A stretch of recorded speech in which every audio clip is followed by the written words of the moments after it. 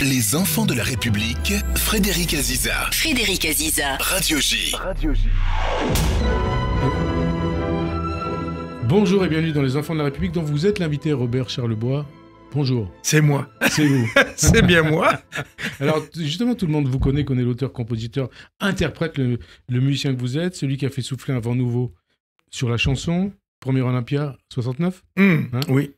69, année érotique. Année érotique, comme disait Depuis Gainsbourg. plus de 300 chansons, une multitude de succès dans Dolores, Tout écartillé, Québec Loft, V'là, Les ailes d'un ange, Miss Pepsi, Mon pays ce n'est pas un pays, C'est un job, Conception, En 2 juin, Je rêve à Rio, Ordinaire ou encore Je reviendrai à Montréal. Voilà. Et je veux de l'amour. Et je veux l'amour. Alors 60 ans de carrière pratiquement, 60 ans de carrière. Ouais. Et toujours l'envie de vous produire sur scène. Comme Fugain. Et on a Fugain qui sera là la semaine prochaine. Vous êtes le 9 décembre à Bobino, avec votre spectacle Charles Ducharme et les autres. Pourquoi Robert Charlebois? Pourquoi cette envie de revenir régulièrement à Paris, vous, le Québécois? J'ai peut-être eu un moment de faiblesse. Moi, je trouvais que c'était trop tôt parce que j'ai fait le Rex il y a 2 ans. Puis là, on a changé parce que le Rex, c'était un show qui était 100 minutes de cinérama. Donc, on est avec des vidéos. Oui, puis on est à la merci de la technique, puis des images et tout.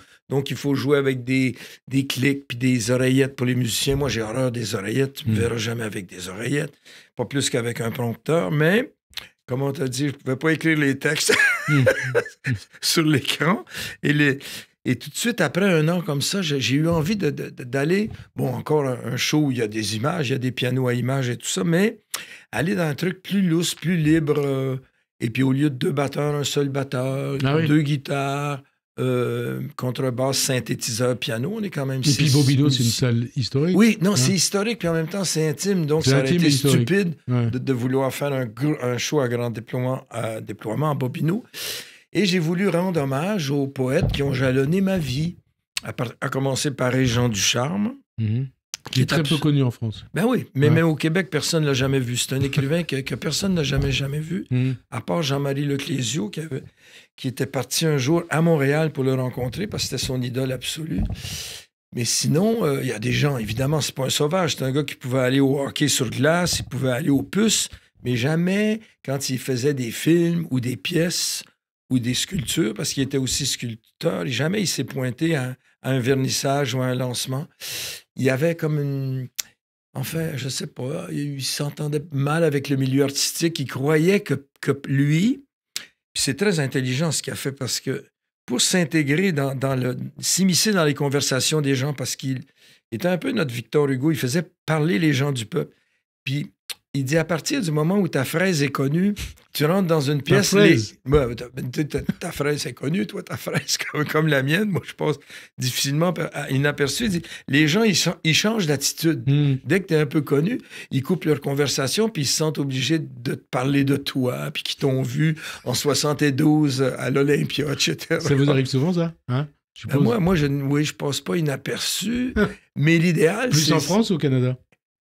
Les deux, en ce moment, les deux, mon général.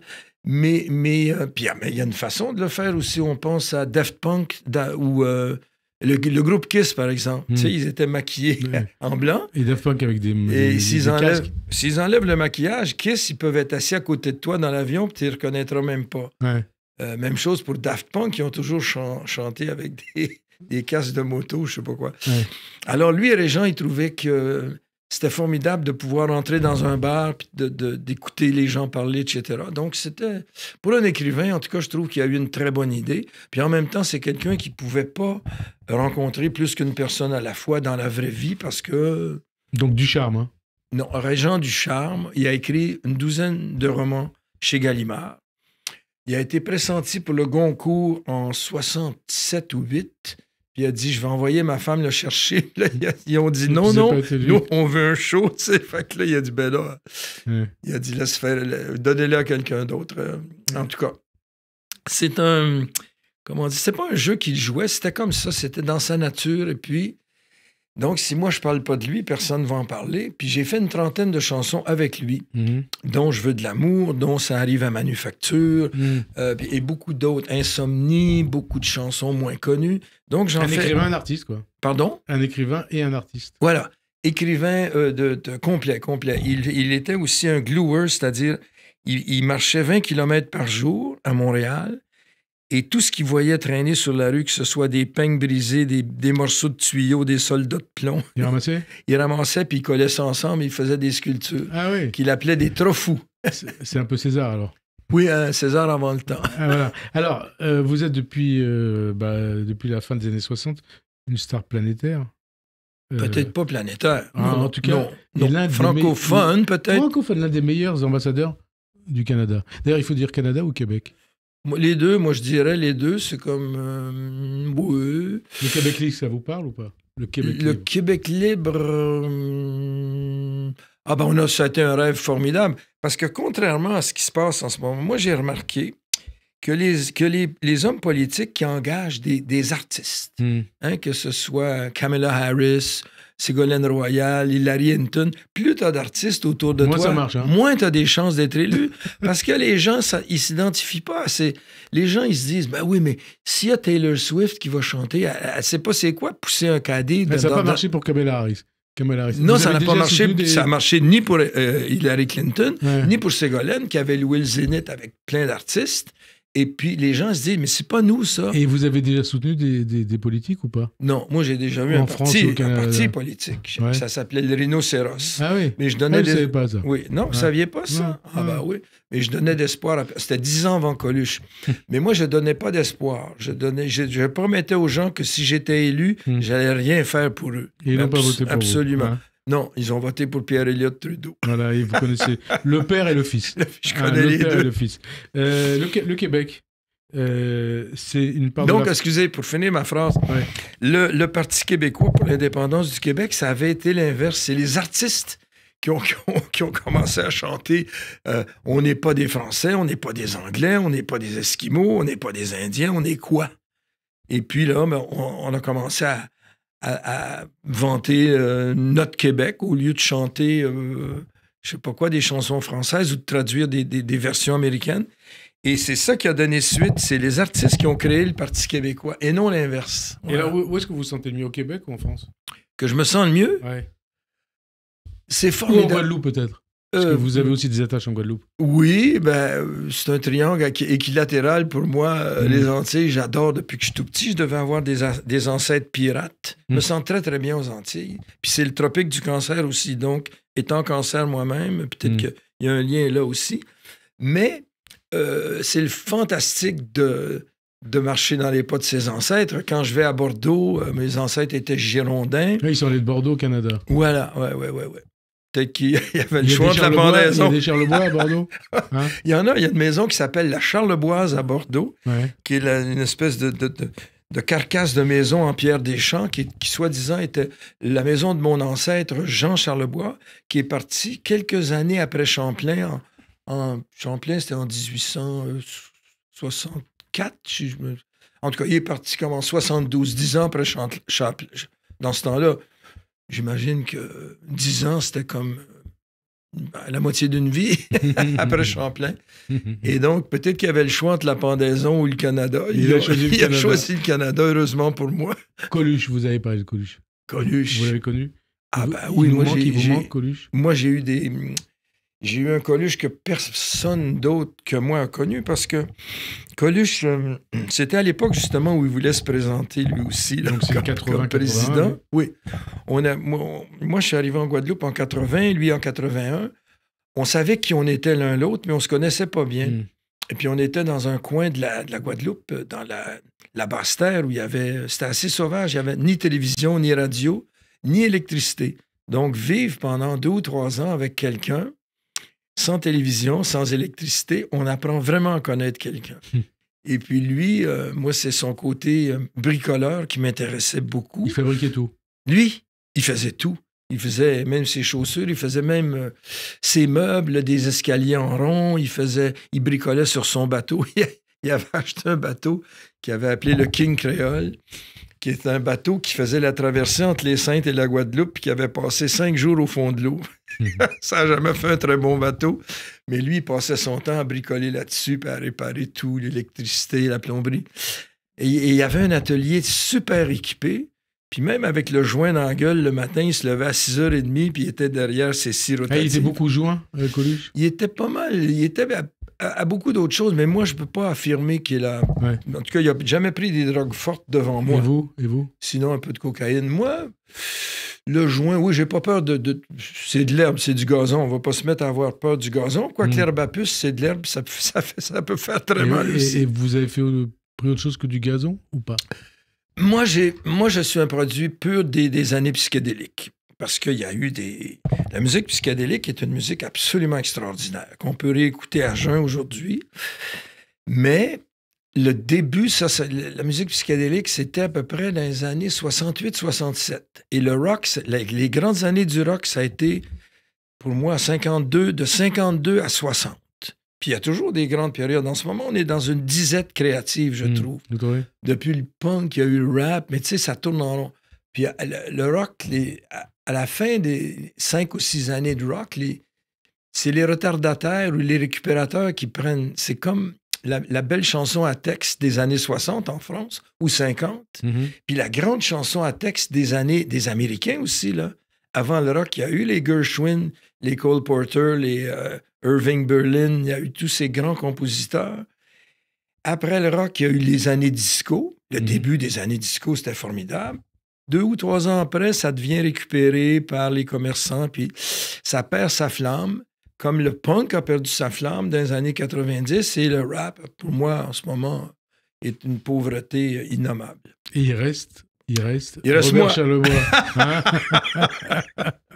Qui reste avec ce qu'il a, avec son parcours et ses chansons. Quand on est à Montréal, j'ai fait du rap, mais un seul. Ouais. J'ai compris que je n'aimais pas ça. Vite. Quand on est né à Montréal, on baigne pourtant aussi autant dans la culture française que la culture américaine. Comment vous avez fait pour faire le lien entre les deux cultures? Ben, moi, c'est à cause déjà de la situation géographique à Montréal. Quand j'ai eu ma rage de rock and roll, à 12-13 ans, j'écoutais la nuit WPTR, ça venait de Albany, New York, la capitale de l'État de New York, et puis ça rentrait chez moi. Et j'ai eu pendant 5 ou 6 ans une rage de musique de Gene Vincent, de Presley, de Chuck Berry, pas des Beatles, des Crickets, les Buddy Holly, l'ancêtre des Beatles, les Crickets. Et je n'écoutais jamais de chansons ni françaises ni québécoises. Puis à un moment donné, j'ai réalisé que c'était pas moi, qu'on était... L'Amérique, c'était pas vous? Ben, c'est-à-dire que oui, je suis américain. Ça veut pas dire que... Les États-Unis. Oui, je suis pas états-unien, mais je suis un Américain quand même. Je vis en Amérique et je suis né là. Donc, bon, Canada, c'est... Trump, il peut bien décider à partir de demain matin que le Canada, ça y appartient. C'est quoi ça, le Canada? Ça fait partie des États-Unis. Comment ça se fait en tout cas, on s'embarquera pas là-dedans. Là. J'ai pas voté Trump. Mais ça fait quand même... Je suis quand même fier d'être, en tout cas, de mon pays, Canada.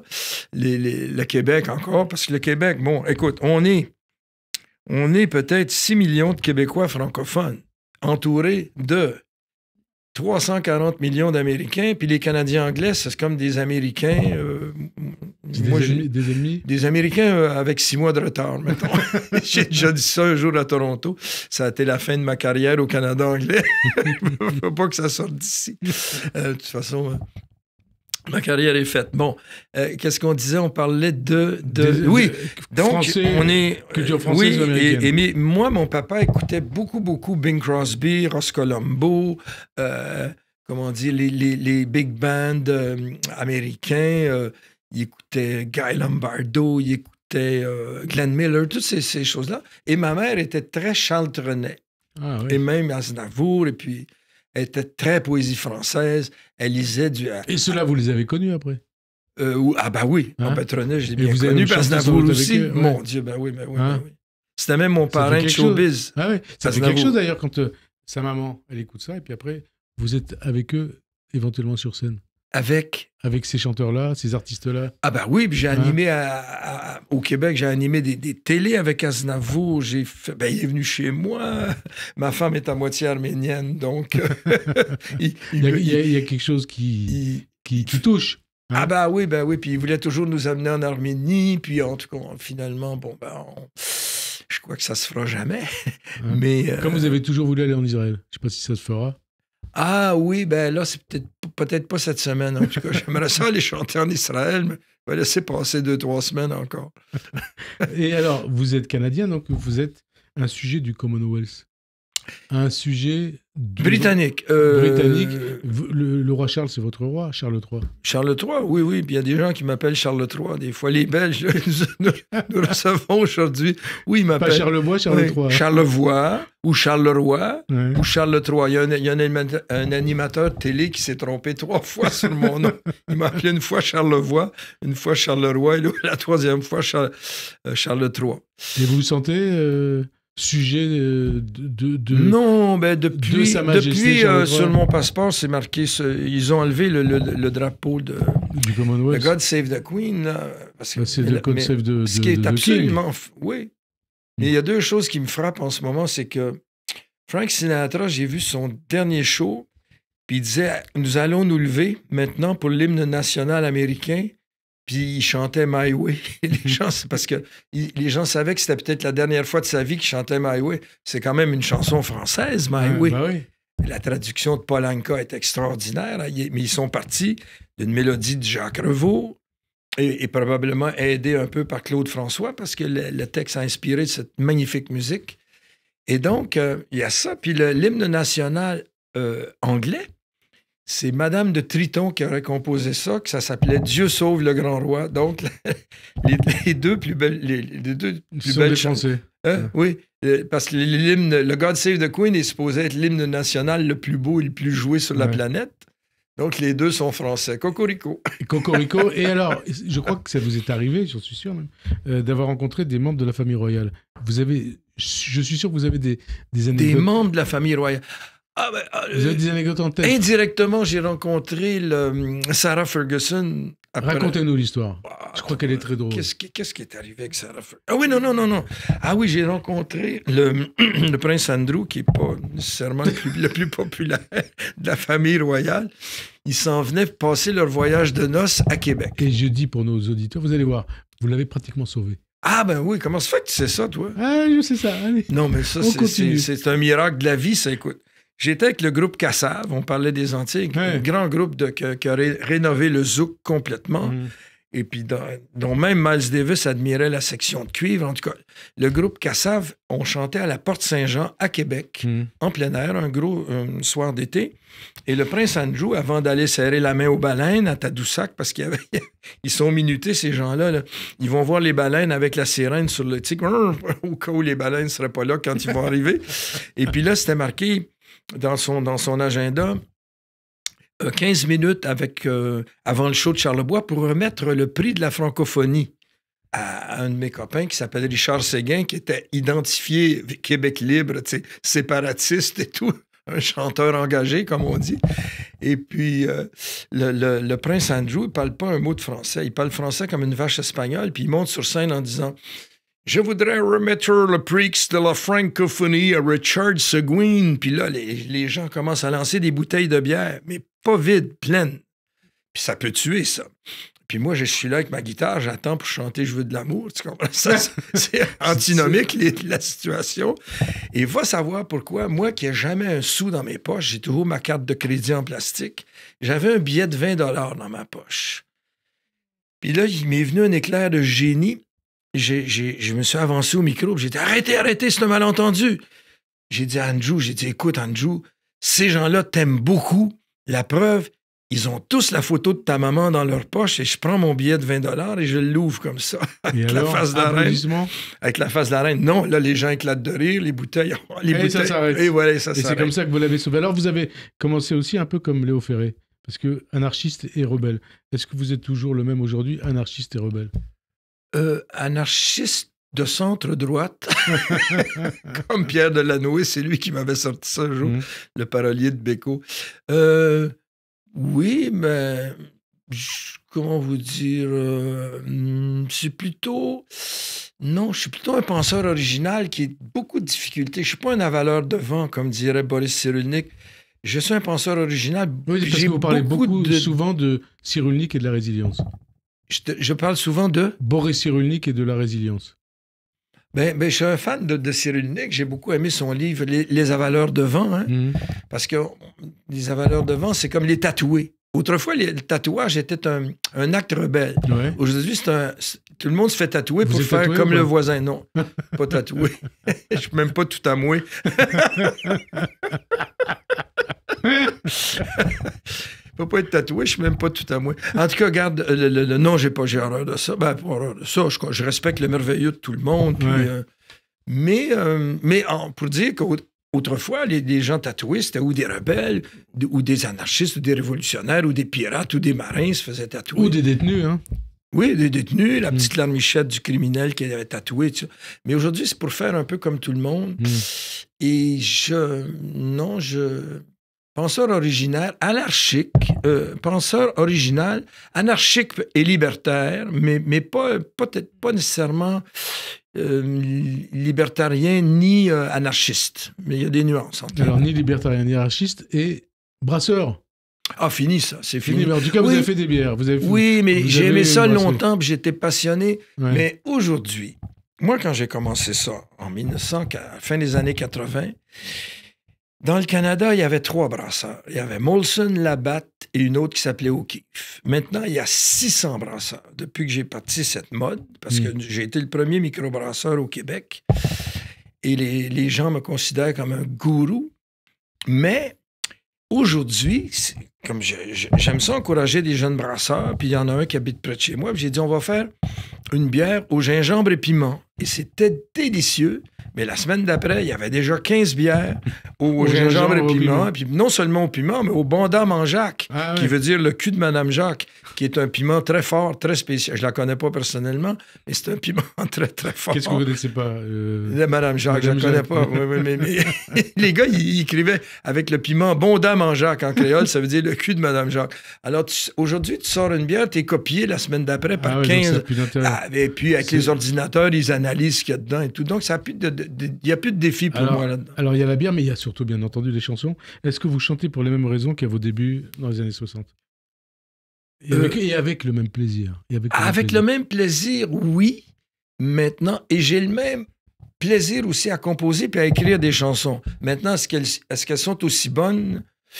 Ça va être au public de décider un jour, parce que je vais finir par faire un album, mais écoute, investir 100 000 $ dans un album pour... à l'heure du numérique? À l'ère du numérique, où tu reçois, au lieu à l'époque, mettons qu'un auteur recevait 25 sous pour les paroles, 25 sous pour la musique, le compositeur, et l'éditeur, l'autre 50 sous. Mais aujourd'hui, tu reçois une demi-cent si tu fais des paroles, un quart de cent, un quart de centime d'euro. Là.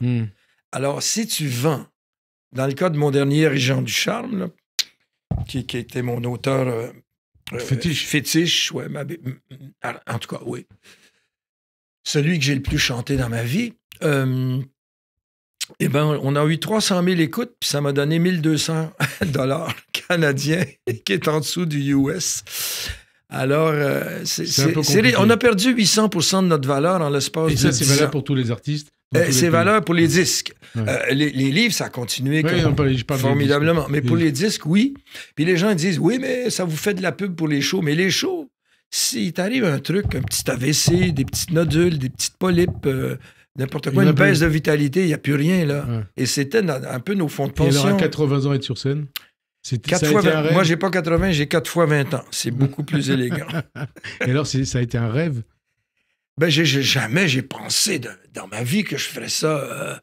Quand j'ai commencé, moi, j'étais pianiste d'accompagnement d'un imitateur, qui était le meilleur imitateur de Brassens de toute la planète. Mais il disait, Robert, il imitait, après avoir imité Beko ou Aznavour, il disait, j'aimerais ça, aller me mettre des gros sourcils, puis coller ma moustache, puis mettre une grosse veste avec les épaules de gorille, comme Brassens. Puis il dit, toi, si tu pouvais chanter des petites chansons flèches, d'1 minute comme ça au piano, ben moi, ça me permettrait de relaxer. Puis là. Alors, c'est grâce à ce Jean-Guy Moreau, mon ami, que j'ai commencé à écrire des petites chansons. Puis le reste, c'est de la légende.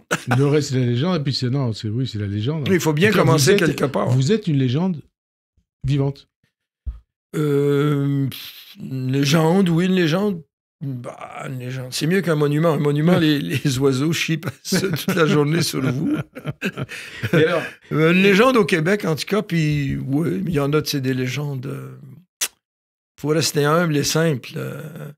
Je suis pas une star, en tout cas, parce que les stars, c'est dans le ciel. Puis moi, je pense que les artistes, c'est juste des gens qui travaillent un peu plus fort que les autres. Qui travaillent. Comme Aznavour. Et qui donnent du bonheur aux gens. Qui donnent du bonheur aux gens, oui, c'est vrai.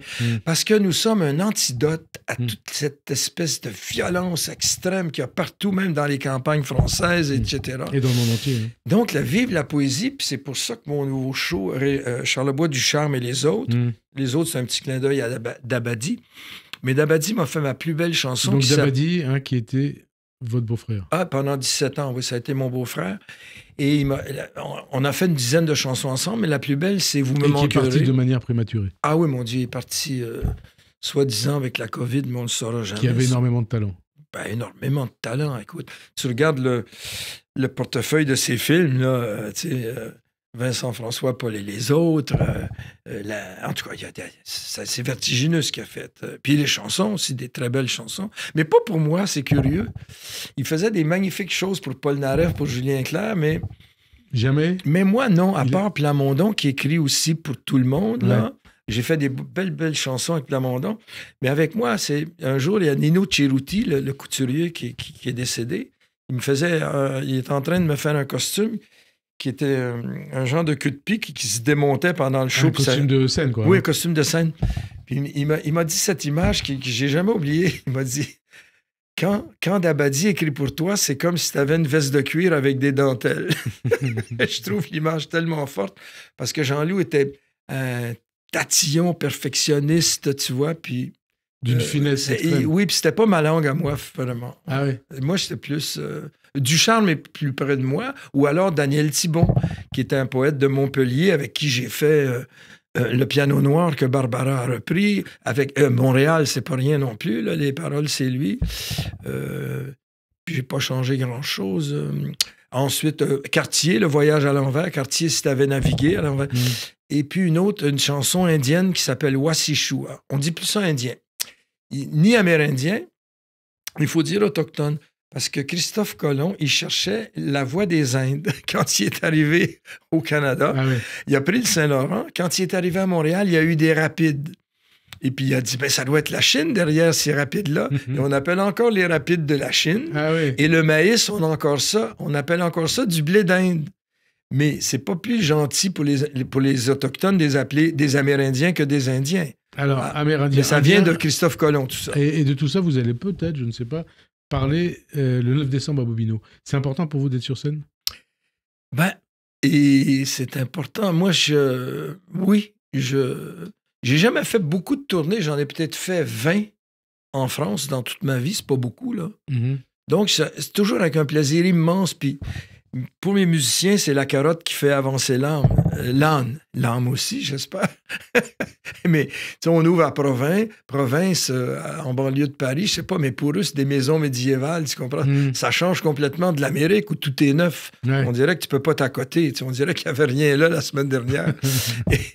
et de vivre comme ça dans le pays de nos ancêtres et de tourner, pour moi, c'est un immense plaisir. Et la scène? C'est primordial. Mais la scène, c'est là que ça sépare les hommes des petits garçons. Il y a des gens qui peuvent faire... Tout le monde peut faire un disque aujourd'hui avec les vocodeurs, les correcteurs de voix. Si tu fais une fausse note, c'est que tu as beaucoup d'imagination sur un disque aujourd'hui. Donc, c'est à la portée de tout le monde. Mais faire un show, amener, comme tu dis, l'antidote aux gens, c'est un repas mental. Ça met du baume au cœur. Oui, mais... c'est pas donné à tout le monde d'avoir un bon restaurant. Tout le monde peut avoir un restaurant, mais de faire un repas où les gens viennent pendant 60 ans, puis il faut toujours que ce soit aussi bon. Vous êtes un chanteur étoilé? Oui. Je suis un 5 étoiles. Je suis pas une étoile dans le ciel, mais je suis un chanteur étoilé. Tiens, je la garde, celle-là. Et alors, est-ce que c'est vrai d'ailleurs que l'amour de la musique, de la chanson, elle vous vient de loin, de très loin, de votre enfance, de votre père? De mon père, non, parce que mon père, il jouait de la trompette dans la fanfare de, je sais pas quoi. La musique, elle vient pas de là? De militaire. Parce que je crois que c'est lui qui vous a fait apprendre oui, le piano, vous avez 9 ans. Non, il a eu la bonne idée de me faire apprendre le piano. Et puis il écoutait aussi de la bonne musique, mon père. Il était fou de Gershwin. Puis, tu sais, moi, le Rhapsody in Blue, je connais ça depuis que j'ai 9 ans, 10 ans. Autant ma mère était chanson française. Et donc, oui. Puis j'ai eu surtout mon professeur de piano, la première, c'était une religieuse, une petite vieille, elle devait avoir 19-20 ans. Mais tu sais, que vous étiez peut-être à ce moment dans un pensionnat religieux. Oui. Puis quand t'es petit, puis t'as 9 ans, 8 ans, une fille de 20 ans, en tout cas, je la trouvais de mon goût, puis elle me faisait asseoir entre ses jambes, puis elle me montrait comment mettre mes mains en forme de petite pomme. Ah oui, ça vous émoustillait, alors. Ben, oui, puis on voyait des cheveux de sœur, on voyait jamais ça, nous. Alors, le jour, le vent a soulevé sa collerette, j'ai vu ses cheveux, ben là, j'ai eu ma première émotion érotique. Et vous l'avez dit? Non, j'avais trop gêné. C'est trop tard. Mais je rêvais que le couvent prenait en feu la nuit, puis je la sauvais en attachant des draps ensemble. Oui. Vous étiez précoce, non, mais j'avais vu des films de Zorro, moi, puis j'avais vu Robin des Bois et tout ça. Ah oui. Donc, je regardais les femmes. Déjà, à 9 ans, oui, je regardais les femmes. Et Elvis, ça a été une révélation aussi? Ben Elvis, j'avais 12 ans, donc je découvrais, là, je sortais du pensionnat à 12 ans, et je découvrais en même temps le rock'n'roll, les filles, la danse, la télévision, tout ça en même temps. Choc culturel. Choc culturel, et puis les années passent, la Californie, vous partez avec $5 canadiens en poche. John Lennon, 69? Je suis parti en Californie avec $5, puis je suis revenu avec les mêmes $5 parce que j'avais ma guitare. Et puis c'était avant l'atrocité de Sharon Tate, là, de Charles Manson. Et c'était Peace and Love, puis toute la jeunesse y croyait. On se ramassait dans des endroits où on pouvait coucher, manger, jouer de la musique, échanger avec les gens.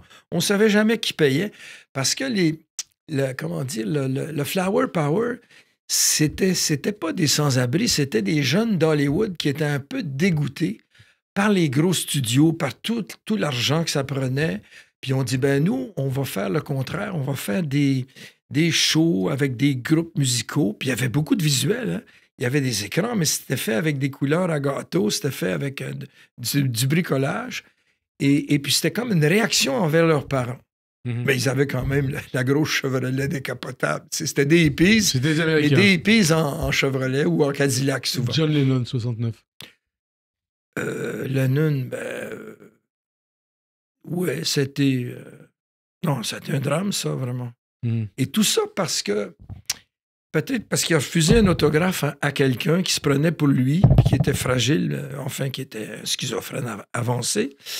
Donc, moi, c'est pour ça que je signe toujours des autographes maintenant. Oui, non, mais les gens ne demandent plus. Vous l'avez connu artiste, John Lennon? Non, John Lennon, non, mais oui. Pas vraiment connu, mais... c'est un secret mais mal gardé, ça, mais quand il a fait Give Peace a Chance, John Lennon, il est venu chanter ça dans un bed-in avec Yoko Ono au Reine-Élisabeth, à Montréal. C'est un hôtel. Et le gars avec qui je faisais mes albums... Donc Yoko Ono, sa femme, hein? Oui, sa femme. Et mon ami André Perry, avec qui j'enregistrais mes albums, j'avais déjà fait Lindbergh, Québec Love, et jusqu'à la fin, même... Quand j'ai déménagé à la campagne, à Moron Heights, il avait son studio à 10 minutes de chez moi. Lui, il s'en va enregistrer John Lennon dans sa chambre d'hôtel avec juste une tambourine. Give peace a chance, give peace a chance. Et donc, Lennon, après ça, il a dit, je vais mettre des guitares, puis ça va être bon. Et André Perry, le lendemain, il m'appelle, il dit, viens donc avec tes copains du Jazz Libre, viens avec Robidoux, Louise Forestier, Mouffe. Et viens, on va faire des chœurs sur Give Peace a Chance. Donc, les chœurs que vous entendez sur Give... Mais c'est moi! Mais oui, moi, je reconnais ma voix parce que j'ai toujours parlé plus fort que les autres. Mais les gens, ils savent pas ça, évidemment. Et après ça, quand André Perry a fait ça, entendre ça à Lennon, il dit, écoute, Lennon, il dit, c'est tellement original, c'est tellement beau, on rajoute rien. Ouais. On garde la tambourine et les voix, et c'est tout. Et est-ce que c'est juste de dire que tout vous vient des années 70? Oui. Janis Joplin... Félix Leclerc. Oui, j'ai fait la tournée du train qui le train qui parlait le train qui partait de Montréal jusqu'à Vancouver avec des instruments de musique, un orgue B3, des batteries, des amplis de contrebasse. Ça a été le Montréal, plus gros party de ma vie. C'est des milliers de kilomètres. Il y avait, c'est 3000 kilomètres. Il y avait les Grateful Dead, dont le dernier membre nous a quittés la semaine dernière. Le bassiste, John Garcia, nous avait quittés. Mais moi, je me suis retrouvé dans ce train-là à jouer de la musique avec les Grateful Dead. Puis tout le monde se mélangeait. Puis ça a été le plus gros party psychédélique de ma vie. Et ensuite... Oui, non, Zappa, ça a été autre chose. Zappa, il chantait à Montréal. Je l'avais rencontré à Los Angeles parce que un de mes amis québécois faisait un show en anglais, il s'appelait les Times Square 2. Il dit à Frank Zappa, je sais pas pourquoi, il y a ton album de Lindbergh, parce que j'en vendais une caisse de 12 par année à San Francisco, puis en Californie, des albums. J'ai jamais vendu de disques aux États-Unis. Mais les Heads, ils comprenaient pas qu'on était aussi avancé que ça au Québec, dans la musique. Et donc, il vient chanter un soir à Montréal. Guy Latraverse, qui est décédé, qui était mon agent de l'époque, fait une soirée après, chez moi. Et puis Frank vient, puis Frank, il buvait... Zappa, hein? Oui. Il avait horreur des joints, lui, puis tout ce qui se fume, tout ce qui... Anti-drogue à mort. Il buvait un verre de vin, une bouteille de bière. C'est un génie absolu, le Frank Zappa. Et donc, pourtant, c'est l'image même de la psychédélie. Et puis, j'ai écrit un texte en anglais qui s'appelait Petroleum. C'était le premier choc pétrolier. Puis Jimmy Carter venait d'être élu. Jimmy Carter qui a 100 ans cette année. Donc, ça fait une cinquantaine d'années. Il vient, puis il écoute ça, puis il me dit « Mais it's very funny », tout ça. Puis moi, je m'attendais à rien, j'ai rien demandé. Il dit « Je pourrais retarder mon avion pour Los Angeles demain. » Puis il dit « Trouve 4 musiciens. » Il m'a pas dit « Trouve les 4 meilleurs. » Il m'a dit « Trouve 4 musiciens qui veulent collaborer. » Là, j'ai pas eu de difficulté à trouver 4 musiciens à Montréal pour travailler avec Frank Zappa. Il vient en studio, il prend le contrôle de la console de son, il joue les guitares, il fait les voix avec moi, puis après ça, il dit « Mais non, tu signes la chanson tout seul, paroles et musique. » Il dit « Moi, je suis juste l'arrangeur là-dedans. Ah oui. Écoute ça. » Et j'ai jamais vu Zappa faire quelque chose. À part les Mothers of Invention, il n'y a jamais, il était tellement absorbé par sa propre musique qu'il y a eu vraiment un coup de foudre pour cette chanson, qui existe encore. Et vous avez gardé des potes dans le milieu de la chanson ou pas? Des potes? Ouais. Oui, à part ceux qui sont morts. Justement, vous écoutez les grands, Brel, Johnny, Brassens, Aznavour, Souchon. Ah oui, Souchon, je vais aller le voir lundi. Woolsey, oui, il est venu à mon David McNeil aussi. Ah, tous les jours, oui. Gilles Vigneault, Fabienne Thibault. Oui. Julien Clerc. Ah oui, Julien, lui, m'a donné la meilleure idée de ma vie quand il m'a envoyé voir Mme Charlot. Parce qu'un jour, il vient chanter à Montréal. J'ai dit, coudonc, il chantait un petit peu, il chevrotait. J'ai dit, tu chevrottes plus, tes graves sont plus belles que jamais. T'as grimpé dans tes aigus. Il me dit, je vais te donner une adresse. Il m'a donné l'adresse de Annette Charlot, qui est une dame en acier de 90 ans, qui avait fait Johnny, Bruel, tout ce que tu peux imaginer, et même de l'opéra. Et puis, elle m'a donné pas assez de conseils pour que je puisse l'enseigner aux autres, mais elle m'a vraiment corrigé ma voix, elle m'a appris à détendre la gorge, puis chanter du ventre, etc. Bon, ça s'explique pas à la radio, là, mais... Disons que j'étais comme Céline Dion, tu sais, je parlais pas quand j'avais un concert. Céline Dion, vous la connaissez bien? Ah ben oui, je l'ai connue depuis qu'elle a 12 ans, Céline. Mais tu sais, à un moment donné, Céline, quand on a vu le film de Valérie Lemercier, elle arrête de parler et tout. Et moi, j'étais comme ça. Ah oui? Puis je me mettais des suppositoires dans le cul, puis les gens disaient « C'est quoi ton eau de Cologne? » Je rentrais d'une pièce, puis ça sentait dans tout le théâtre. 60 ans de carrière, est-ce que ça donne le vertige ou pas? Il y en a plus derrière qu'à venir, puis je vais peut-être prendre une année sabbatique le jour de mon anniversaire, mais arrêter jamais. Il ne faut pas arrêter. Non, jamais. La vie se charge, écoute, de nous sortir du jeu. Puis tous les gens, moi, que je connais qui ont pris leur retraite, là, ils sont contents, puis ils font le tour du monde, puis l'année d'après, ils ne savent plus quoi faire. Puis ils vieillissent. Ils vieillissent? Ah, ça vieillit très vite. Et vous avez connu aussi Castro. Vous avez une histoire avec Castro. Ah, ben oui. Castro, ben oui, ça, c'est grâce à M. Trudeau. J'étais allé en... Le père. Oui, mais j'avais fait une chanson, moi, qui s'appelait Mon ami fidèle, et que les gens avaient dansé là-dessus tout un été sur les plages, tu sais, au Québec. Là. Mais c'était une chanson qui disait... Pour amener le peuple au ciel, il faut une samba éternelle. C'est un peu comme quand Rimbaud chante dans Sensation de par la nature, heureux comme avec une femme. Sachant que Rimbaud était plutôt gay, c'est l'impossibilité d'amener le peuple au ciel. Une samba éternelle, on sait que ça n'existe pas. Et puis bon, j'ai été reçu, puis j'ai chanté sa chanson, puis là... Et il y a un truc qui lui a pas plu. Ben, il me disait, j'avais un jeu de mots qui disait, parce qu'un président, ça date, mais un révolutionnaire, c'est fidèle.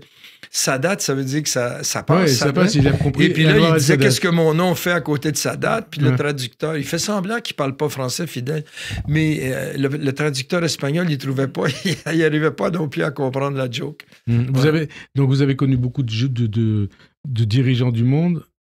Mais Castro, ce qui me fascinait chez lui, c'est comment un gars peut parler pendant 4 heures sans feuille, devant une foule. Note, ouais. Puis ça, on fait un métier de micro. Moi, j'ai jamais... C'est un artiste, à part le parti Rhinocéros, je fais pas de politique. Un dictateur artiste. On peut dire que c'est un jésuite espagnol. Ouais. Dictateur, oui. Ouais. Mais moi, je prends pas de dictée de personne. Non, la chanson, c'est quoi la finalité d'une chanson pour vous? De vos chansons? Ben, il y a tout. La chanson, le pouvoir d'une chanson à texte. Puisque vous êtes... les chansons qui marchent le plus, c'est celles qui disent beaucoup en peu de mots, parce que si on met trop de mots, les gens ne retiennent rien. Il y a la couleur, il y a l'émotion. Moi, je pense qu'il y a des chansons que je dois faire tout seul, comme toutes les chansons qu'on fait pour la femme qu'on aime. On ne peut pas appeler au secours. Là. On les fait ou on les fait pas. Mais les caricatures sociales, ça, c'est le fun de les faire avec des gens comme Régent Ducharme, comme Plamondon, comme le département de mes poètes tourmentés. Mais le titre était déjà pris par Taylor Swift, mais c'est comme ça que j'aurais aimé appeler mon show. Les Sabourins, les Péloquins, Mouffe qui a fait des paroles ordinaires. Tout ça, c'est des gens... que j'ai croisé Léo Ferré. Bon, j'ai pas travaillé avec Léo, mais il m'a inspiré beaucoup de chansons et tout ça. Et alors, je sais que vous avez un don. Lequel? Raconter des histoires. Vous en avez une en tête? Attends, ma dernière en tête... ma femme me fait signe. Non, va-t'en pas là! Fais pas ça! C'est pas le temps. Alors? Non, écoute, j'ai la Bible, il y a des histoires juives. Là, il y en a 700, il y a plus que ça, de Solan Collal, que notre ami Yvan Chély m'a donné. Notre ami, mais oui, notre ami, c'est vrai que je l'ai connu grâce à toi. Je t'ai connu grâce à lui, plutôt, c'est l'inverse. Ouais. Et donc, voilà. Donc, il y en a 700 là-dedans, mais alors, je reviendrai pour une prochaine émission. Il n'y en a pas une en tête? Ben, écoute, j'en ai beaucoup en tête. Et là, je les cherche, elles me tombent toutes... Attends. Ah oui, bon, peut-être. Une qui est pas mal. C'est la jeune fille qui a dit, maman, je t'avais demandé un milliardaire, mais je voulais athlétique, je le voulais sportif. Là, tu m'arrives avec un petit gros, il est chauve, il est laid, il manque une dent. Sa maman dit, tu peux parler plus fort, il est sourd. Ah oui, elle est drôle. Elle est très drôle. Une belle histoire, Jules. Tant mieux, ça. Voilà. Mais il était milliardaire quand même. Ah ouais, milliardaire. Mais sourd. Alors, on arrive à la fin de cette émission, c'est pas si vite. Vous appartenez, Robert Charlebois, à la mémoire collective des Français. Est-ce que vous l'imaginiez au début de votre carrière, alors que vous êtes né au Canada, et comment vous le vivez aujourd'hui? Honnêtement, je pensais que ça allait durer 1 an ou 2. Je voulais pas aller travailler dans un bureau, puis j'avais déjà fait mon papa avait lui-même une usine, puis il m'avait envoyé passer un été à travailler dans une usine d'empaquetage où j'empaquetais du Nestlé Quick, du sucre Lantique, des pilules, etc. Puis j'ai trouvé mon été pas drôle. Alors je me disais, au lieu d'aller travailler dans un bureau, tu te rends compte, si on peut chanter, on dit tout ce qu'on pense, personne ne nous dit quoi dire, on fait ce qu'on veut, on a des salles pleines, on a 12 personnes, 15, des fois on avait 40 personnes dans notre salle. Ah, mais c'était le rêve total. Et donc, je pensais que ça allait durer 2-3 ans. 2-3 ans, mais la mémoire collective des Français. Les Français vous connaissent, vous aiment, vous adorent, et vont vous voir sur scène. Oui, c'est un miracle, ça. Que ça ait duré 60 ans, je ne le crois pas, ça. Mais il faut aussi, comment dire, il faut toujours donner puis ne pas avoir peur de chanter les chansons qu'ils ont aimées. Il y a des artistes qui disent non, moi je veux faire comme mon nouveau matériel, mais sois poli envers les gens qui font que tu as écrit des standards. Parce qu'une chanson que les gens aiment pendant 50 ans, c'est parce qu'elle est belle puis ça vaut le coup de la rechanter. Un standard, un artiste, une vedette. Non, pas une vedette. Robert Charlebois. Non, il y a trop de vedettes, pas assez d'artistes. Ça, c'est un des problèmes. Vous êtes un artiste, en tout cas. Un de mes problèmes, ça. Avant de conclure, chez Robert Charlebois, donc je rappelle que vous êtes le 9 décembre sur la scène de Bobino. Hein, donc, j'invite tous nos auditeurs à aller vous voir. 9 décembre à Bobino. Merci en tout cas. Ne m'appelez jamais Bob. Ino. Encore une histoire. Merci en tout cas d'avoir accepté de participer à cette émission. Bon dimanche sur Radio J, à dimanche prochain. Merci. Eh bien, merci Frédéric. Toujours un plaisir de venir te voir. Merci beaucoup. Voilà.